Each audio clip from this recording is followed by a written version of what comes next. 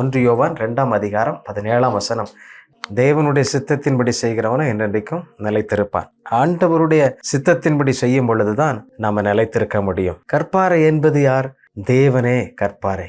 நாம் தேவனோடு கூட இணைந்து கட்டப்படும் பொழுதுதான், தேவனுடைய பிள்ளைகளாக நாம் வாழும் பொழுதுதான் நாம் எப்பொழுதும் நிலைத்திருக்க முடியும். பிரியமானவர்களே, சத்ருவானவன் கர்த்தரின் மேல் நம்முடைய வீட்டை கட்ட முடியாதபடி அநேக நேரங்களில் இந்த உலகத்தின் ஐஸ்வர்யத்தின் மேலும் உலகத்தின் வாஞ்சைகள் மேலும் அதில் நாம் கட்டப்படுகிறபடியினால் அநேக நேரங்களில் விழுந்து விடுகிறோம். கர்த்தருடைய சித்தத்தை அறியாமல் நாம் தவறான பாதைக்கு சென்று விடுகிறோம். நாம் தேவனோடு கூட இணைந்து கட்டப்படும் பொழுதுதான், தேவனுடைய பிள்ளைகளாக நாம் வாழும் பொழுதுதான் நாம் எப்பொழுதும் நிலைத்திருக்க முடியும். இந்த உலகத்தில் உள்ள பல்வேறு விதமான பிரச்சனையான வாழ்க்கை எதுவானாலும் தேவனுடைய சித்தத்தின்படி நம்ம செய்யும் பொழுது நம்ம எப்பொழுதும் நிலைத்திருக்க முடியும்.